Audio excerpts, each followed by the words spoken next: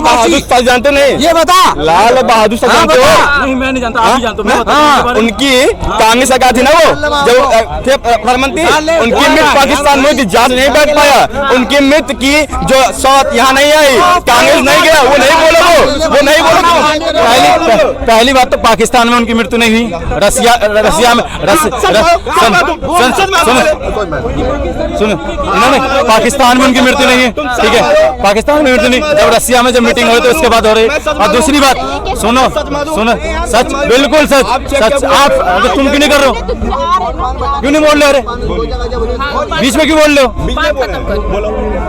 पहली बात तो उनको क्लियर नहीं है लाल बहादुर शास्त्री जी की मृत्यु कहाँ पे हुई थी और वो शहादत हुए थे। और ये लाल बहादुर तो आपको पता है, जिस पे ये बात कर रहे हैं ना, जिसने देश को नियोजित करने के लिए तमाम लोगों का नाम लूंगा तो ये लोग डर जाएंगे, ये लोग डर जाएंगे। ये लोग पता है, अब मैं लेके चलता हूँ, जवाहरलाल नेहरू 11 साल तक जेल में रहे थे, उसके बाद वो प्रधानमंत्री बने। लाल बहादुर शास्त्री, उन्होंने भी अच्छा समझौता के नाम पर ही उनकी जान गई थी, और उनकी जांच को जो कहते हैं ना कि इन्होंने जांच को भटकाने का काम किसने किया था, उस टाइम ही चलते रहे। इंदिरा गांधी देश के प्रधानमंत्री के 2 टुकड़े करवा के बांग्लादेश बना दिया, 71 सैनिकों को घुटने के बल टिका दिया, और पंजाब को अपने देश में शामिल, खालिस्तान को खत्म करके अपना जान न्यौछावर दिया। राजीव गांधी तमिलनाडु को देश में तमिल लोगों को शामिल करके अपने जान न्यौछावर करके देश को एक करने का काम किया। लेकिन आप इन लोगों को उनके न्यौछावर नहीं बताओगे, लेकिन इनको पता क्या होगा, इनको पता है जो अंग्रेजों का माफिया करते थे, इनको पता है वो जो मुस्लिम लीग के साथ देश को, तो अब जिस सुभाष चंद्र बोस आजाद हिंद फौज बना था, उस आजाद हिंद फौज के खिलाफ पूरा हिंदू महासभा उसमें आंदोलन किया था। ये वो लोग हैं, उनके साथ रहने वाले लोग हैं।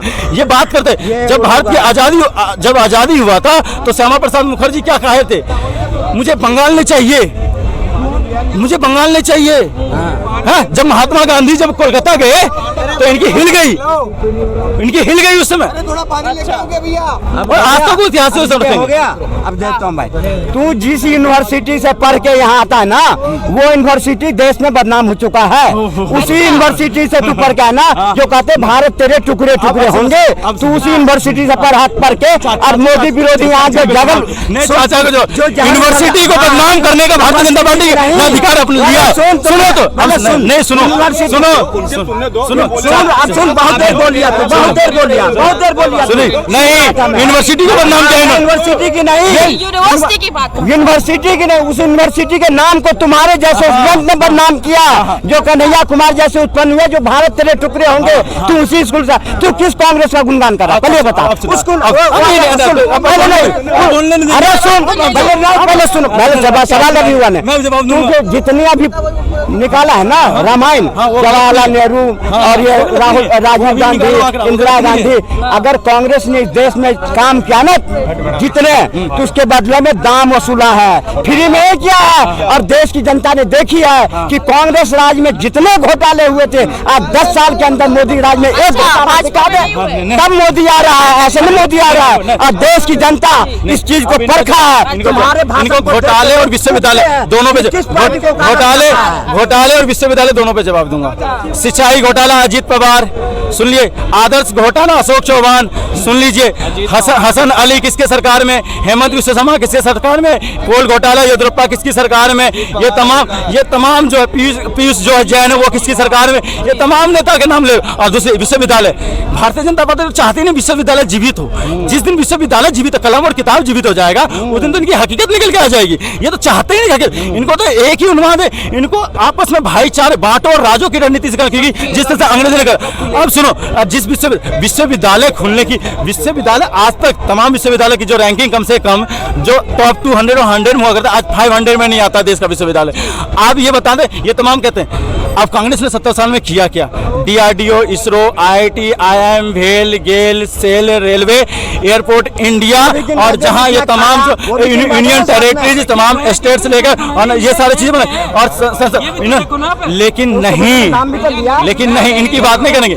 इनको ये बात, ये इन्होंने क्या किया, कोयला अडानी को दे दो, इन्होंने क्या किया, तेल अंबानी को दे दो, इन्होंने क्या किया, हवाई अड्डा अडानी को दे दो, इन्होंने क्या किया, लाल किला अडानी को दे दो, इन्होंने क्या किया, जो सार्वजनिक संस्थान है, तमाम सार्वजनिक संस्थान है, वो अंबानी और अडानी में दे दो। जंगल अंबानी और अडानी को दे दो, रिसोर्स खाद्य जो खाद्यान्न चीजें वो अंबानी अडानी को दे दो, और नौकरशाह में ईडी सीबीआई सारे चीजें अपने गोद में रख लो। और इन्होंने करा क्या, मीडिया अपने गोद में रख लो। लेकिन यही तो चल रहा है देश के अंदर, ये गोद में ये चाहते ही वन नेशन वन पार्टी, और ऐसे तमाम जो कहते हैं दिमाग मुक्त पैदा करके देश को गड्ढे में लाने का काम ये सरकार चाहती है। जी, क्या लगता है उद्योगपति की सरकार है? ये चार पांच आदमी को मैं देखता हूँ 5 महीने से, जो मोदी जी के खिलाफ आके जहर उगलते हैं। उसका परिणाम ये होता है कि 5 महीने के बाद कोई न कोई राज्य का चुनाव होता है और वो हार जाते हैं, फिर ये भाग जाते हैं। तो ये भी 2024 के बाद भी चुनाव होगी, फिर हार जाएंगे, फिर ये भाग जाएंगे, फिर निकल करके आएंगे। भाई अगर कांग्रेस ने इतनी बढ़िया काम किया होता तो कांग्रेस की ये दुर्दशा होती। तो इतने साल रही भी तो है कांग्रेस, तो रही तो देश का विकल्प नहीं था देश में, कोई ऐसे लीडर नहीं था। अब लीडर आया है जो धूल चटा दिया कांग्रेस को, और चटा नहीं कह रहे कि धूल चटा दी। कांग्रेस की अच्छाई बता दी, बुराई मैं बताऊं भाई। पंडित नेहरू पहले प्रधानमंत्री थे, उसने भारत के कितने टुकड़े किए भाई? स्विट्जरलैंड जैसा देश जो था ना, हमारा भारत का टुकड़ा हो गया। चीन की जो लड़ाई 1962 में उन्होंने विभाजन कर दिया, उनको दे दिया कि भैया नेहरू की सरकार थी यार सन 1962 में। कांग्रेस की सरकार में बुराई बताता हूँ। यहाँ संसद भवन में गोलियां किसने चलवाई? एक मिनट, संसद भवन गोलियां किसने चलाई? किसकी सरकार थी? भारतीय जनता पार्टी। भारतीय जनता पार्टी।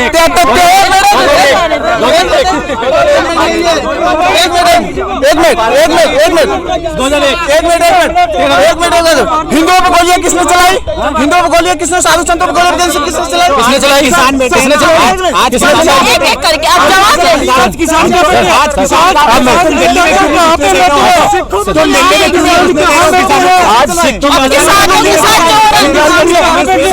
किसी की बात सुन जो सुनो, देश के अंदर की बात करो, देश के अंदरताओं की बात करो, देश के टुकड़े किसने टुकड़े कर दिए? वल्लभ भाई पटेल को जानते हो, जिन्होंने आयरन मैन ऑफ इंडिया, आप उनकी बात करो ना। वो भी तो उस टाइम पे उन्होंने यूनाइट कर दिया। कांग्रेस ने पाकिस्तान के टुकड़े करवाए, हिंदुस्तान के नहीं, हिंदुस्तान के नहीं, हिंदुस्तान के नहीं। कांग्रेस ने पाकिस्तान के टुकड़े करवाए, चाइना के टुकड़े करवाए। सुनिए, हिंदुस्तान के टुकड़े कैसे करवाए? भारत कितने पर म्यांमार जो है आनवान सूची आज जो कांग्रेस की देन है। दिल्ली में एक था ना कि कितनी महिलाओं की शुरू होता था। आप यूपी में जाइए, ये भैया बोलने दीजिए, मैं बोला नहीं आपको ना। ये बोले कि जी इंडियंस है ना, इंडियंस सभी खत्म होने जाइए। क्या कहते हैं, ये साइकिल आई है, पंजा आइए। ये 17 में आए थे, 7 विकास बोलता है, अनिल भाई बोले हम राहुल भाई साथ हैं, विकास बोलेगा, खुश हो गई। अब आए हैं 19 में, फिर खत्म हो जाएगा, आएगा मोदी में। मैं विकास बताता हूँ ना, इन्हें कहा 17 साल महिला बच्चा पढ़ना चाहिए ना, इन्हें महिला बोले। अब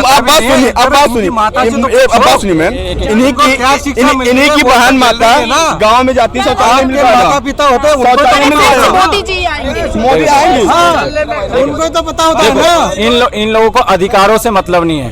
इन लोगों ने तमाम 140 करोड़ के अधिकारों से वंचित रखना चाहते हैं। ये लोग गुमराहों में रहने वाले लोग हैं जो 140। मैंने क्या बोला? मोदी जी दिमाग मुक्त पैदा किया, उनमें से ये लोग हैं। ठीक है, अब सुनिए, जिन बच्चों की बात करें, समानता की शिक्षा की बात कर रहा हूँ। आप ये बताइए, सरकारी स्कूल हो चाहे प्राइवेट स्कूल हो, पहली से लेके 12वीं तक की शिक्षा मुफ्त होनी चाहिए।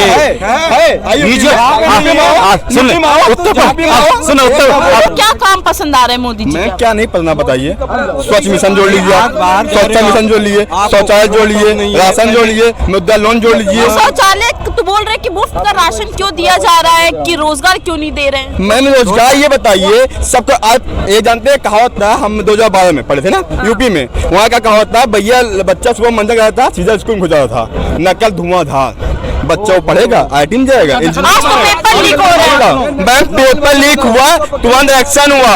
अगर हम सरकार बना सकते हैं कि रियासत थमता है, हमारी गलती थी, उनको पेपर लीक में कैंसिल हो गया पेपर, जब 2 गया पेपर 6 महीने के अंदर चलेगा बुलडोजर, उसके ऊपर फिर पेपर होगा। आजकल मीडिया पता डीएनए में क्या चल रहा है, ब्लैक एंड व्हाइट में क्या चल रहा है, नई शिक्षा नीति 2023 में क्या चल रहा है पता, ओपन बुक पेपर। जिस ओपन बुक पेपर का 1994-95 में मुलायम सिंह यादव और लालू प्रसाद यादव ने कहा था, तो बीजेपी ने और उस समय के तमाम सरकारों ने उनको बदनाम करने का काम 30 साल तक किया था। और आज डेली नई शिक्षा नीति के नाम पर ओपन बुक का फायदा बताया जा रहा है। ओपन बुक फायदे का मतलब समझे, किताब खोल करके अपना जो व्यू होगा वो लिखा जाएगा, और जब करवाया था तो उन्हीं को ये कहता है कि नकल चलती है। अरे भैया 30 साल तक बदनाम किया, तो आप उसी चीज पे क्यों आ रहे हो? आज सरकार आ रही है, क्यों आ रही है? नई शिक्षा नीति 2023 का 23 का इनसे 2-3 पॉइंट पूछ ले, क्या क्या है नहीं बता पाएंगे। उसके अंतर्गत उत्तर प्रदेश स्कूल के 80,000 स्कूल कॉन्ट्रैक्ट पे दे दिए गया सरकार, और हरियाणा के स्कूलों को बेच के आपने कहा दे रहे स्कूलों का, सरकारी स्कूल में 500 का फीस, प्राइवेट स्कूल में 1100 रुपए फीस माफ। और दिखाने की बात करते हैं, इनके आंकड़ा तमाम उन्होंने शिक्षा मंत्री ने खोला है। और राजकोष में कितना डाला था ये बताओ आप, मैं बता कितना डाला था शिक्षा के लिए ये बता दो मेरे को। ये कितना डाला? कम से कम शिक्षा बजट में 70 सालों में किसी भी साल कटौती नहीं किया गया था, चाहे वो बाढ़ आया हो, चाहे वो आपदा आई हो, चाहे आर्थिक आपदा हो, चाहे नैतिक आपदा हो, कैसे भी आपदा हो, कभी भी शिक्षा बजट कटौती नहीं हुआ। लेकिन इस 10 साल में 4 बार तो शिक्षा बजट कटौती हो गई, 3 बार में रक्षा बजट कटौती हो गई है, पहली बार तो कटौती हुआ है। और ये बात कहते हैं, आज आर्मी के जवान सड़क पे हैं, आज हमारे 2,500 प्रोफेसर को बहाने के लिए वो सड़क पे हैं, हमारे जो छात्र हैं वो सुसाइड कर रहे हैं वो सड़क पे। आर्मी वाले सड़क पे नहीं है, आर्मी वाले। अरे आपको पता है, आप इस देश में रहते हो कि पाकिस्तान में रहते हो? पाकिस्तान वाले हो आप लोग, क्योंकि आप लोग जिन्ना के साथ वाले हो। क्योंकि जिस तरह से लाल किशन आडवाणी मजार चढ़ाने का काम जिन्ना के मजार पे जाते वो लोग है, ये लोग है, वो लोग है, सावरकर के साथ हिंदू महासभा मिलकर जिन्ना के साथ वो लोग है, ये लोग वही लोग तो है। तभी तो इनको भारत की याद नहीं आएगी। पाकिस्तान में 200 रुपए किलो आटा होगा वो याद रहेगा, पाकिस्तान में 250 किलो वो याद रहेगा। मैं आर्मी के जवान नहीं है कॉन्ट्रैक्ट में। आपको पता है जंतर मंतर में कौन धरना प्रदर्शन दे रहा है? इनसे पूछिए जरा, इनसे पूछिए। आपने क्या बोला? जिन्ना जो जानते क्या है, वो कहते हैं मैं शुद्ध ब्राह्मण हूँ, पहनते हैं शर्ट के ऊपर जनेऊ, वो क्या है? आप बोलो। जिन्ना के प्यारे हैं, जिसने देश को तोड़ा, ये गोडसे के प्यारे हैं। ये तो जिसने देश को ज्यादा गांधी के खिलाफ देख लेगा, गोडसे के जिसने देश का प्रथम प्रधानमंत्री वो देश के जिन्ना के मजार पे चढ़ाने वाले को समर्थन जो देता है वो जिन्ना का है, जो जिन्ना की सरकार साथ बनाता है उसका साथ वो है। आपको नहीं पता भारतीय जनता पार्टी मुस्लिम लीग के साथ सरकार बनाई है? आपको पता है? नहीं पता है, ठीक है, आप इतिहास नहीं पता है, नहीं पता है आपको। प्रेम से बोलो, ठीक है, आराम बोलो, मैं आगे सुनो। आपको पता है भारतीय जनता पार्टी मुस्लिम लीग के साथ सरकार बनाई नहीं बनाई? ये बताओ। मुस्लिम लीग के साथ हिंदू महासभा सरकार बनाई, जिन्ना की बात क्यों नहीं आएगा? जब जिन्ना की बात आएगी तो क्यों नहीं आएगा? आपने क्या कहा? आपने क्या बोला कि हम जिन्ना और गोडसे को मानने वाले हैं? ऐसे लोग